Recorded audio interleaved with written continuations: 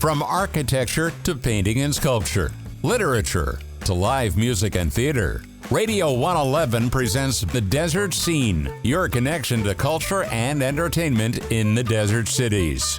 Here's Bonnie G. And welcome to The Desert Scene. I'm your host, Bonnie G, here with my fabulous producer, Brian Mendoza. And we are really happy to welcome to the show today pianist Robert Koenig, I hope I'm pronouncing his last name correctly, who's just been chosen as the new artistic director for Palm Springs International Piano Competition. Hi, Robert. How are you? Hi, how are you doing? Did I pronounce your last name correctly? Yes, Koenig. I get all sorts of different pronunciations, but Koenig is great. Oh, so perfect. Thank you for that. Okay, yeah, I it's one of my things. I try not to butcher people's names if at all possible. So this is exciting, this the new venture for you. So, and I'm reading a quote here. Board of Directors President Joe Giarrusso, he's talking about you, a classical concert pianist, keyboard professor, chamber music performer, and recording artist. So you've got a lot of hats that you wear. So tell us about what this new venture means for you. Oh, well, this is such an exciting time, not only for me, but I think for the organization. And it's sort of a new time of change for us. We have rebranded the name of the competition, of course. This was originally the Virginia Waring International Piano Competition. And Virginia Waring, of course, was a huge influence and instrumental in this whole competition. It's been going on for over 40 years. And we decided this year that we wanted to attach a name and a destination to the competition. And so Palm Springs, of course, being as renowned as it is, that's the direction that we went with that. And so, it's an incredible group of people. I'm just so thrilled. It's a group of people in the desert that really, truly care about not only classical music and the future of that, but also just education and our youth and our young kids and how we can get our entire community involved in all of this. Right. Yeah. So I'm looking at your bio here. Born in Canada, fell in love with the piano at an early age, and after high school, he got accepted to the Curtis Institute of Music in Philadelphia on a full scholarship. So, were your parents musical? Were there a lot of musical influences in the house, or were you sort of a unique person in your family as far as the music bug? Right. Music was a huge part of my life, and for my whole family. I'm the youngest of 7 children, if you can believe that, and grew up in Saskatchewan, Canada, which is where I'm actually calling in from today. Okay. And 7 children, and my parents didn't necessarily want any of us to be musicians, but my mother felt it was really important that all of us, every single one of us, has some kind of musical background. And so whatever that was, like it could have been singing in the high school choir or in the bands or in the student orchestras. And in my case, of course, it was piano, and it stuck. And I took to it immediately, and then it brought me to where I am today. So tell me, tell us a little bit about, now you were also a staff pianist at Juilliard for nearly a decade. That's right. That's pretty much top of the line there.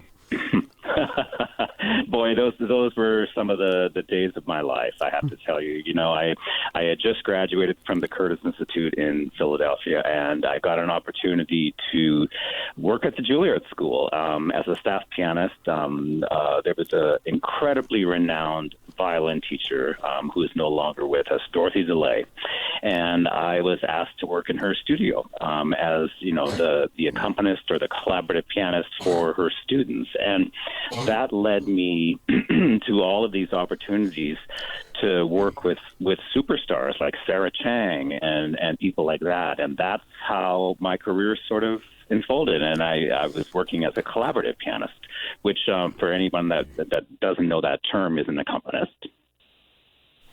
And you also, I'm looking here, played at Carnegie Hall and the Kennedy Center. I'm from Washington, D.C. originally, so Kennedy Center was beautiful place. Many times I was there. I wanted to ask you, as far as when you first, as a child, when you learned, do you play by ear? Are you only, do you read music? I mean, because I know they're different. I took piano for 8 years, but all I can do is like sit there and pound out jingle bells if I look at the music. My partner, Eric, is totally self-taught, plays by ear, and can sit and play music of the night. I mean, he plays professionally, has for 35 years, never had a lesson in his life. So tell me about your experience in that way.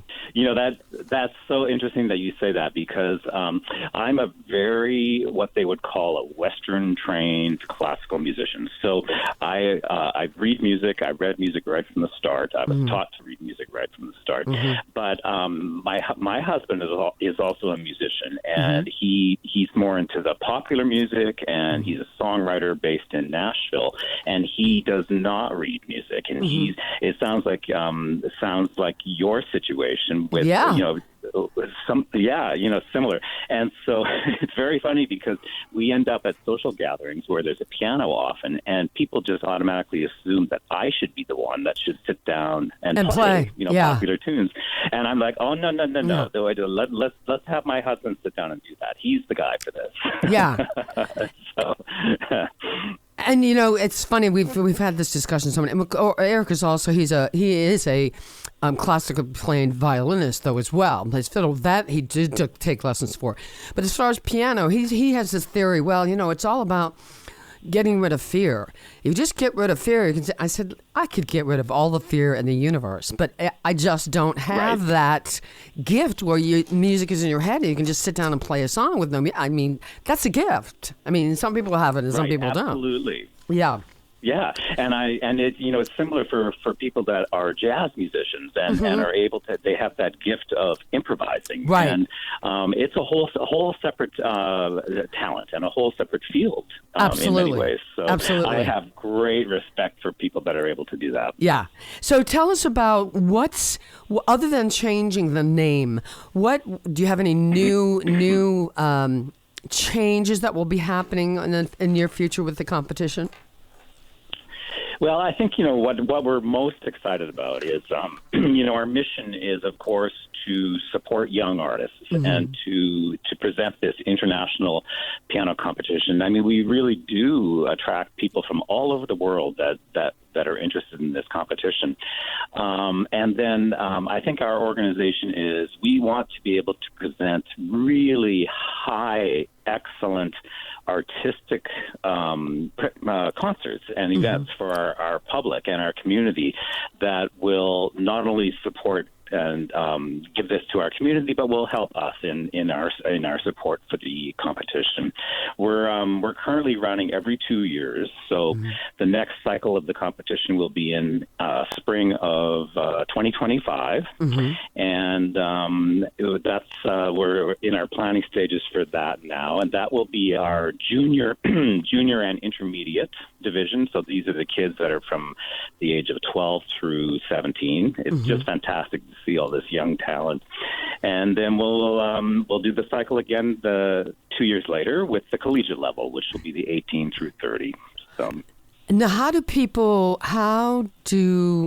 you put out a notice for auditions, or how do the entrants end up in the competition? How do you find them?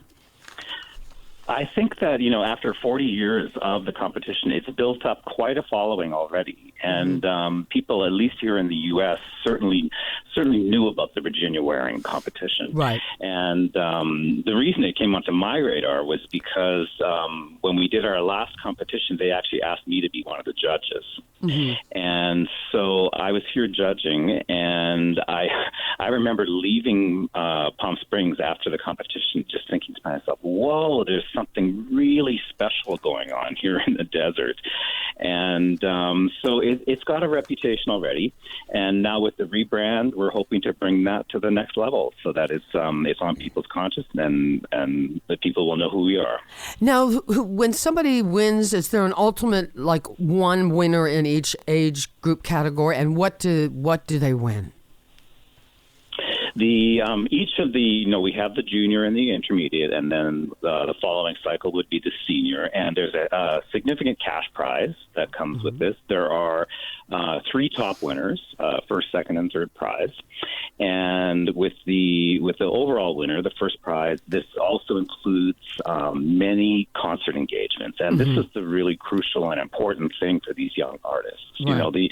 The cash prize, of course, is wonderful, but what they're looking for is exposure and opportunities to start getting out there in the world and to slowly building their careers. So.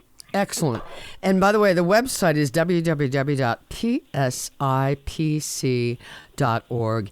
And I want to just talk for a minute about, I know this is something that so many people are concerned about, is that the lack and the cutting in many places of music education in schools, and how sad that is and how important it really is. And people sometimes forget it's not just about sitting and playing the piano or becoming a concert pianist, but it's their connections. There are connections with math, reading music and math, and they have done study after study that exposure to music and music education for little kids is helpful in many areas of their life down the road.